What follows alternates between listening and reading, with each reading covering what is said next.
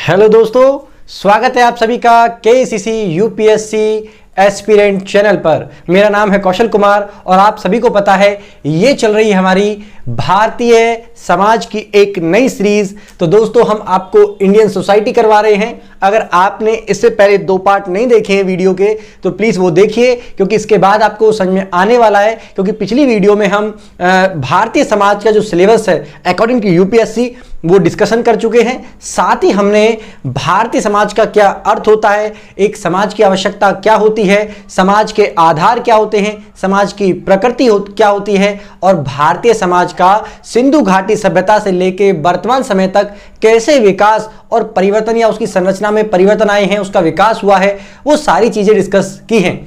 इससे पहले हम आपको कुछ और टॉपिक स्टार्ट करें, हम आज एक नया टॉपिक करवाने वाले हैं जिसका नाम है प्रमुख शब्दावली। जी हां, भारतीय समाज को पढ़ने से पहले आपको कुछ शब्दावली समझनी होगी, जिस पे हम कम से कम 2 से 3 वीडियो लेके आने वाले हैं।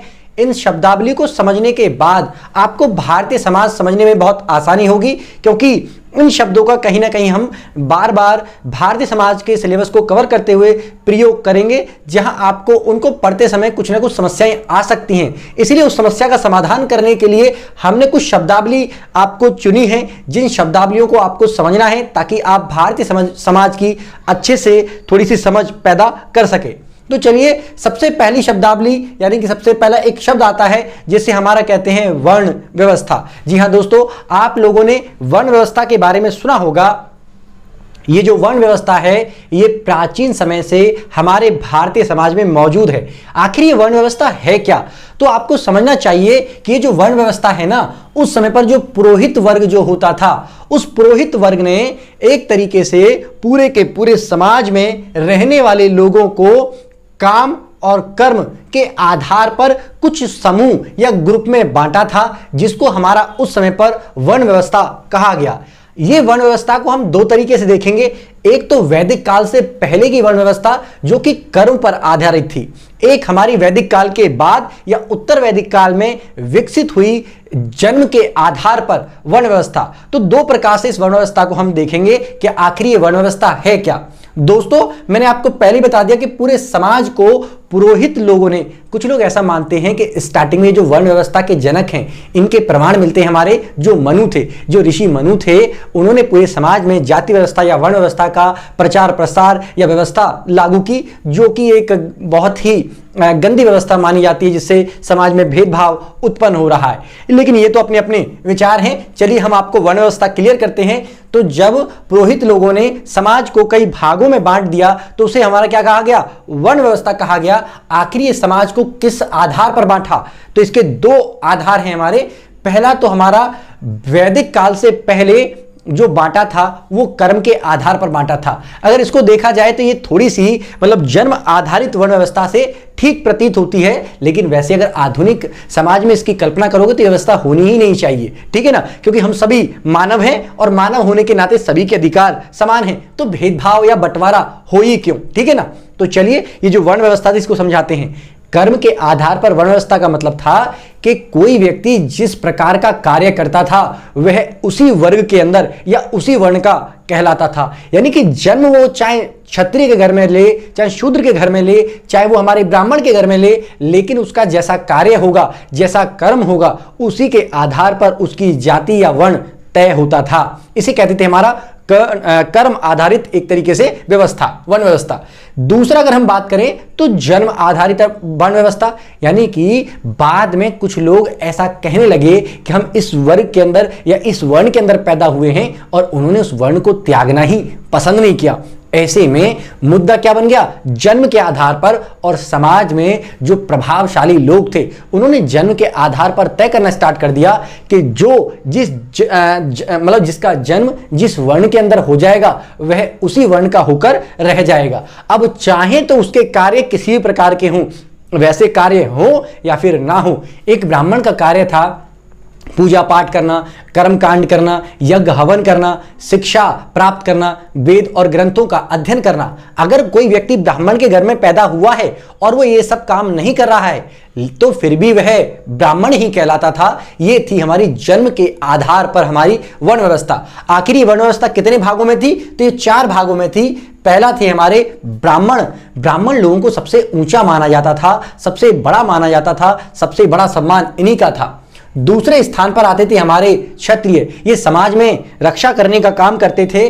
और तीसरे आते थे हमारे वैश्य, एक तरीके से ये व्यापारिक या अभिजात वर्ग था जो समाज के भरण पोषण का काम किया करता था। और चौथा था हमारा शूद्र, इसको समाज में इंसान ही नहीं माना जाता था, मानव ही नहीं माना जाता था। इतनी क्रूरता इनके साथ बरती जाती थी और समाज से इनको अलग ही रखा जाता था। कभी भी इनको सम्मान का दर्जा प्राप्त नहीं हुआ। हालांकि यह सेवक वर्ग के रूप में उभर के आया सामने, सफाई करना या ऐसे अन्य कई सारे काम जिनको ये लोग छोटा मानते थे। लेकिन देखो, ये तो छोटी मानसिकता है कि छोटा मांगते हैं, क्योंकि काम कोई भी छोटा बड़ा नहीं होता है। तो इस तरीके से आप देख सकते हो कि वर्ण व्यवस्था हमारी किसके आधार पर थी? एक तो कर्म के आधार पर और एक आपका जन्म के आधार पर। आई होप आपको ये क्लियर हुआ होगा। चलिए दूसरा शब्द देख लेते हैं जो कि वर्ण व्यवस्था से ही जन्मा है, जिसका नाम क्या है? जाति व्यवस्था। तो आखिर ये जाति व्यवस्था क्या है? तो मैंने बता दिया कि वर्ण व्यवस्था का ही परिणाम जो देखने को मिला आगे चलकर वह जाति व्यवस्था कहलाई। जाति व्यवस्था क्या है, इसकी एक सटीक परिभाषा दे रहा हूं जिससे आपको क्लियर हो जाएगा। तो प्लीज समझने का प्रयास कीजिएगा कि एक ही समूह के लोग जो आनुवांशिक रूप से और वैवाहिक संबंधों के नियमों का पालन करते हैं। जी हां दोस्तों, समझ लीजिएगा कि एक ही ये जो वर्ण व्यवस्था है ना, इसमें कोई एक वर्ण उठा लो, चाहे क्षत्रिय, चाहे वैश्य, चाहे शूद्र और चाहे आपका ब्राह्मण, कोई भी एक वर्ण उठा लो, तो एक वर्ण या एक ही प्रकार के जो समूह थे, लोगों का जो समूह था, उस समूह के अंदर भी अब कई सारे विभाजन होने लगे। लेकिन वो विभाजन किसके आधार पर हुए? आनुवांशिकी आधार पर और वैवाहिक संबंधों के आधार पर ये विभाजन होने स्टार्ट हुए। इसीलिए आपने कभी कभी देखा होगा कि जब हमारे समाज में आज भी वैवाहिक संबंध स्थापित होने जाते हैं या फिर विवाह करने जाते हैं, तो सबसे पहले देखा जाता है कि इसकी जाति क्या है। यानी कि ऐसा माना जाता है कि जो इस जाति का है वो इसी जाति में शादी करेगा। ठीक है ना। हालांकि विचार ओपन हो रहे हैं, इस पे अपने अपने विचार आप कमेंट बॉक्स के अंतर्गत दे सकते हैं कि ये होनी चाहिए व्यवस्था या फिर नहीं होनी चाहिए समाज के अंदर। तो मैं आपको बता रहा हूं कि जाति प्रथा का मतलब क्या है या जाति व्यवस्था का मतलब क्या है कि एक ही समूह के बहुत सारे लोग जो एक ही समूह से बिलोंग करते हैं और इसमें कई सारे विभाजन हो जाते हैं आनुवांशिकी आधार पर और आपका वैवाहिक संबंध या उनके नियमों के आधार पर, तो इसको जाति व्यवस्था कहा जाता है। ठीक है। तो वर्ण व्यवस्था में ही क्या जन्मी हमारी जाति व्यवस्था। इस जाति व्यवस्था का एक क्षणकर रूप और सामने आया जिसे गोत्र कहा गया। अगर आप पाणिनि की व्याकरण पढ़ोगे ना, पाणिनि नाम के एक व्यक्ति थे जिन्होंने एक किताब लिखी थी, उसका नाम क्या? हमारा व्याकरण।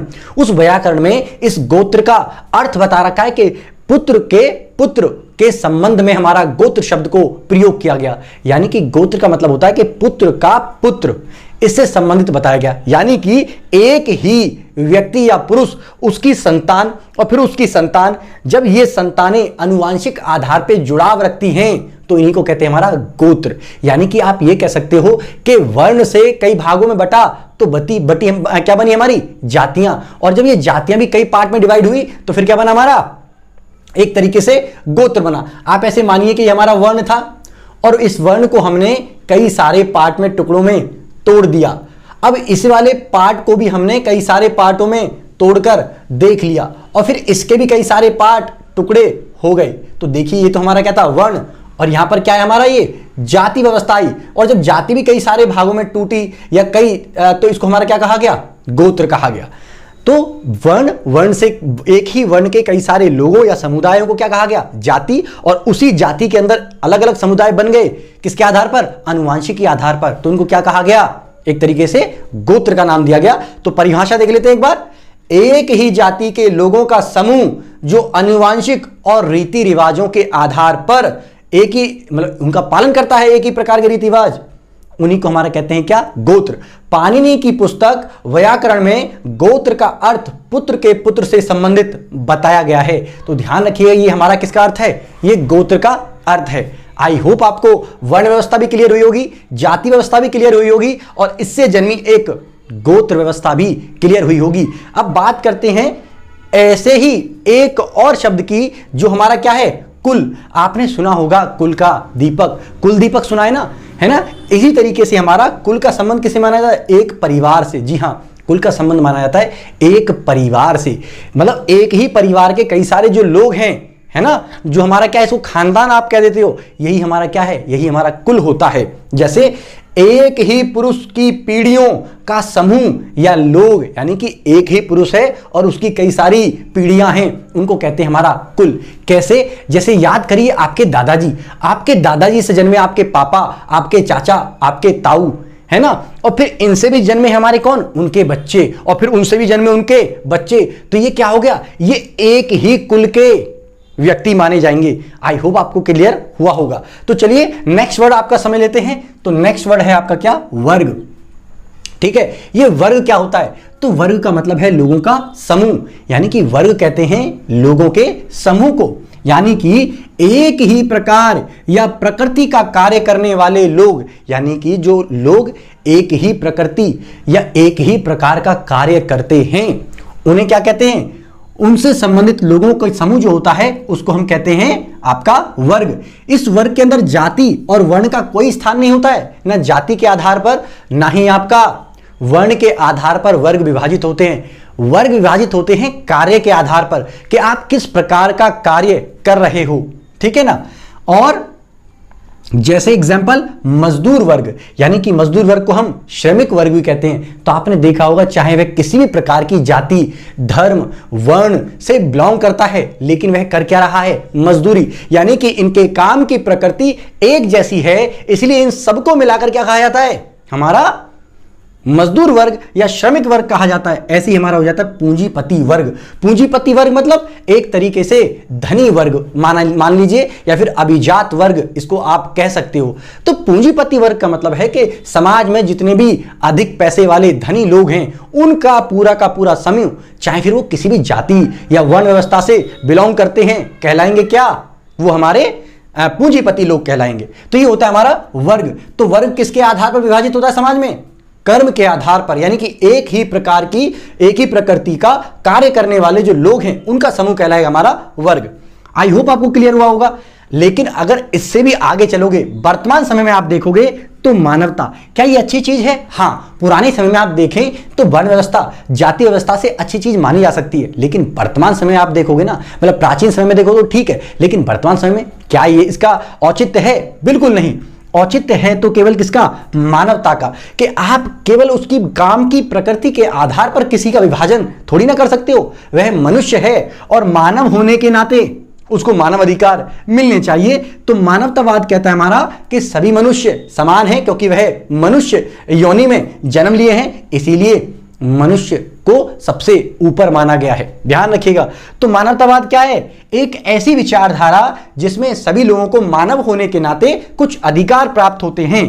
इसमें मानव होने के नाते उसे मानव के सभी अधिकार प्राप्त होते हैं, चाहे वह किसी भी धर्म का हो, जाति का हो, वर्ग का हो, इसमें इनका कोई स्थान नहीं होता है। केवल वह मनुष्य है, इसी को आधार मानते हुए उसको सारे अधिकार उपलब्ध कराए जाते हैं। इसमें किसी के साथ भेदभाव नहीं होता किसी आधार पर, और केवल मानव के सभी के कल्याण, सभी के विकास की बात की जाती है। इसी को कहते हैं हमारा क्या, मानवतावाद। नेक्स्ट शब्द है हमारा विविधता। विविधता का मतलब है अलग अलग। ये चाहे ये आपका लिंग के आधार पर भी हो सकता है, जन्म के आधार पर भी हो सकता है, धर्म के आधार पर भी हो सकता है, संस्कृति, भाषा, रीति रिवाज, रहन सहन, खान पान, कपड़े, ये सारी चीजों के आधार पर विविधताएं हो सकती हैं। यहां तक कि यह प्रकृति या भौगोलिक आधार पर भी विविधता हो सकती है। यानी कि जब एक ही क्षेत्र में भिन्न भिन्न प्रकार की जाति, लिंग, वर्ग, समुदाय या संस्कृति, रीति रिवाज, भाषा के लोग पाए जाते हैं, तो उसको कहते हैं विविधता। विविधता का मतलब है कि अलग अलग प्रकार के लोग, ठीक है ना। तो अलग अलग प्रकार के लोग पाए जाए, अलग अलग प्रकार की भाषाएं पाई जाए, या अलग अलग प्रकार के क्षेत्र पाए जाए, उसी को कहते हैं हमारा क्या, विविधता। विविधता का मतलब बहुत सारे लोग, विभिन्न प्रकार के लोग। इसमें हमारा क्या होता है, उनकी एक विशिष्ट पहचान होती है, यानी कि किसी भी भाषा की, किसी भी लिंग की, किसी भी हमारा जाति की, किसी भी धर्म की, किसी भी संस्कृति की अपनी एक विशिष्ट पहचान होती है। तो विविधता अपनी विशिष्टता के आधार पर एक अलग पहचान बनाए रखती है और एक अलग अस्तित्व उसका होता है। इसी को हमारा कहते हैं कि समाज में विविध प्रकार के लोग रहते हैं या विभिन्न प्रकार के लोग रहते हैं। तो यही है हमारा विविधता। अगला शब्द है आपका विश्वास। कि विश्वास क्या होता है? विश्वास को अगर आप देखोगे तो एक धारणा है जिसमें निश्चितता होती है। निश्चितता मतलब ये एक मानसिक सोच है हमारी और हम किसी पे विश्वास करते हैं। आपने भी देखा होगा, विश्वास करते हो धोखा भी मिलता है, लेकिन यही तो है। विश्वास को समझो, आपने किसी पर विश्वास किया और आपने उसका मतलब आपका विश्वास उसने तोड़ दिया तो आपके साथ धोखा हो गया। लेकिन विश्वास क्या है? एक मानसिक प्रोसेस है, यानी कि आप देखोगे तो एक साइकोलॉजिकल प्रोसेस ये है, मानसिक प्रक्रिया चलती है जिसके आधार पर आप किसी पर निश्चित रूप से क्या कर लेते हैं, भरोसा कर लेते हैं। यानी कि एक तरीके से मानसिक प्रक्रिया है। और अगर आप देखोगे तो ये क्या हमारा मानसिक विचार है, क्योंकि इसमें तार्किक और अतार्किक चीजें नहीं देखी जाती हैं। तो जब हम भरोसा करते हैं तो भरोसा क्यों कर रहे हैं, वह तार्किक भी हो सकता है और भरोसा क्यों कर रहे हो वो अतार्किक भी हो सकता है। लेकिन विश्वास का मतलब एक तरीके से मानसिक रूप से आपने किसी चीज को मान लिया है। जैसे एग्जांपल, जैसे मैं कहूं कि भारत में सभी लोग समान हैं, तो क्या आपको लग रहा है कि भारत में सभी लोग समान हैं? कैसे? अरे सबको समान शिक्षा नहीं है, सबको समान अधिकार नहीं है, या सबको आप देखोगे तो उनका स्तर देखो आप, सबका स्टैंडर्ड समाज में अलग है, मतलब अलग अलग है ना। कोई ऊंचा वर्ग का है, कोई नीचा वर्ग का है, यानी कि आर्थिक रूप से बात कर रहा हूं मैं। कोई ज्यादा धनी है तो कोई मध्यम वर्ग का है, कोई हमारा क्या है, निम्न वर्ग का आ जाता है। किसमें? धन के मामले में, संपत्ति के मामले में। तो आपको दिख रहा है विविधता है, लेकिन फिर भी हमने एक विश्वास, भारत संविधान में कहा गया है कि हमारे भारत में रहने वाले सभी लोग क्या हैं, समान है। तो ये क्या है, ये आपने एक मान लिया है, एक विश्वास है। तो ये क्या है, इसमें तर्क और वितर्क की कोई गुंजाइश नहीं होती है। ये तार्किक भी हो सकता है और अतार्किक भी हो सकता है, लेकिन विश्वास तो एक मानसिक मान्यता है। जब आप मान लेते हैं किसी के ऊपर तो वही होता है हमारा विश्वास या भरोसा। एक रहता है प्रतिस्पर्धा। तो प्रतिस्पर्धा क्या है? तो ध्यान रखिएगा, कॉम्पिटिशन। जब आपने सुना होगा ये वर्ड, प्रतिस्पर्धा का मतलब है कि जब हम किसी एक व्यक्ति से मुकाबला कर रहे हैं, हमारे प्रतिद्वंदी से, तो हमारी इच्छा रहती है कि हम इससे आगे निकल जाएं। तो किसी से आगे निकलने की प्रवृत्ति को क्या कहते हैं? प्रतिस्पर्धा। लेकिन उसको दबाकर नहीं, उसके साथ हिंसक वारदात करके नहीं, सहिष्णु रूप से भावना रखते हुए, यानी कि एक सामंजस्य की स्थिति रखते हुए, उसके प्रति एक सहानुभूति रखते हुए हम उसको आगे निकलें उचित तरीके से। इसी को कहते हैं हमारा प्रतिस्पर्धा। यानी कि दूसरे से आगे निकलने की जो प्रवृत्ति होती है यह हिंसक नहीं होती है, आक्रामक नहीं होती है और दूसरे के साथ सहानुभूति का व्यवहार होता है। इसी को कहते हैं हमारा प्रतिस्पर्धा। यानी कि आप अपने जो प्रतिद्वंदी है उसके साथ सहानुभूति दिखाते हुए उससे आगे निकलेंगे, ना कि इसको दबाकर। ठीक है ना। आगे बढ़ते हैं। एक शब्द आता है सहिष्णु। सहिष्णु का मतलब है कि जब एक व्यक्ति किसी अन्य व्यक्ति के साथ किसी भी चीज को लेकर आक्रामक नहीं होता है। फॉर एग्जाम्पल, मान लीजिए उसमें क्या होता है, सहिष्णु का अर्थ ही होता है सहन करना। सहिष्णु का मतलब क्या है? सहन करना। यानी कि इसमें सुधार की प्रवृत्ति होती है, ये सुधार करना चाहता है और इसमें स्वीकार्यता का गुण भी होता है। फॉर एग्जाम्पल, भारत में इतनी अच्छी संस्कृति है कि हम अन्य संस्कृतियों को, चाहे वो हमारी इस्लामिक संस्कृति है, चाहे वो हमारी एक तरीके से आप जैन की संस्कृति कह लें, चाहे बौद्धों की संस्कृति कह लें, चाहे ईसाइयों की संस्कृति कह लें, चाहे अन्य लोगों की संस्कृति कह लें, अगर हमारे भारत देश में अगर वह संस्कृति पनप रही है तो हम उसका विरोध नहीं करते हैं। हमारे अंदर क्या है? सहिष्णुता है। हम उसको क्या करते हैं? स्वीकार करते हैं। और जो दूसरों से हम सीख सकते हैं, सुधार कर सकते हैं, वह सुधार भी हम करते हैं। तो सहिष्णु का मतलब होता है एक तरीके से सहनशील करना और किसी दूसरे व्यक्ति को हिंसक रूप से दबाने का प्रयास ना करना, क्योंकि इसमें आक्रामकता की तो कोई जगह होती ही नहीं है। तो आई होप आपको ये मैंने 10 शब्द करवाए हैं इतना क्लियर हुआ होगा। बाकी हम नेक्स्ट वीडियो में आपको कुछ और शब्द करवाएंगे और उसके बाद स्टार्ट करेंगे हमारे भारतीय समाज में एक एक टॉपिक को कवर कराना, क्योंकि ये आपके लिए समझना बहुत जरूरी है। अगर आपको वीडियो पसंद आ रही है तो प्लीज अपने दोस्तों को वीडियो शेयर जरूर करा करो। अगर आप नए हैं तो चैनल को सब्सक्राइब करेंगे और वीडियो को लाइक भी प्लीज कर दिया करो और अपने दोस्तों को भी शेयर करा करो। चलिए मिलते हैं आपको नेक्स्ट वीडियो में, तब तक के लिए थैंक यू। जय हिंद, जय भारत।